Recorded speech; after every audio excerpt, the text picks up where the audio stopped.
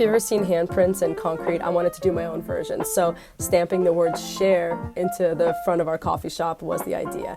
Printed out the papers just to kind of get the alignment and then made a wood stamp. And there we go, we got it all clear. This is called screeding, where we're just making all the concrete nice and even and hammer that into the ground. Let it dry, but it wasn't as deep, so we chiseled it, the final product, and also we rounded the corners a little bit. Okay, so now it's time to fill in that share stamp with epoxy resin. It's a two-part system. I went with something more expensive because it's self-leveling. This is an exterior. A lot of people are going to be stepping on it, so I wanted something good. Stir it up, get the cloudy out, put in the gold. And then we'll have something to pour, something to paint, and hope it doesn't spill out. Step one is taping on the edges of the stamp. Just really want to make sure it does not spill out to the concrete. Here is the thick set. It is part 1 and part 2, part A, part B. You just mix it per the notations on the side.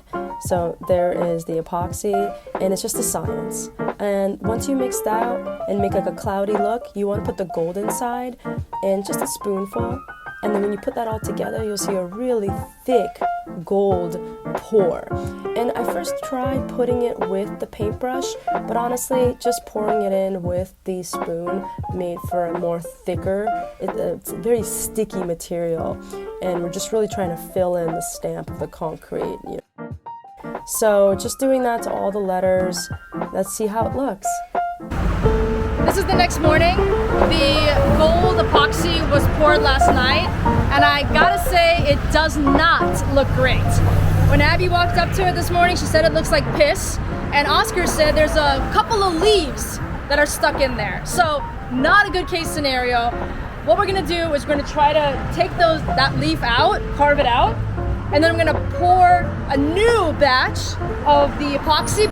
So the concept was that the concrete ate or just drank up all of the epoxy, and if we are able to put it on top of the dried epoxy, well, it's not so porous anymore, right? Because now it's going to be an epoxy on top of epoxy, so it should hold. That's the concept.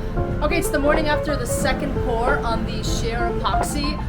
Oscar doesn't like it. I think it's fine, but we're going to take this red tape off and just see what's underneath it. I think the idea was better in the head again than it actually looks like here. The tape didn't do anything to hold in the epoxy. It poured all the way out, all onto the concrete, around the stamp, and now we have to spend hours upon hours chiseling with a hammer just to try to get it off. I went to a building supply store, I called a painting store, and then ultimately the epoxy company itself to ask what to do when their product flows onto the concrete.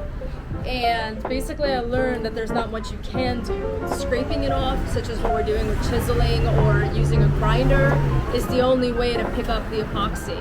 There isn't a solution. We tried acetone, that didn't really do the trick, and something like an acid wash would be too harsh on the concrete.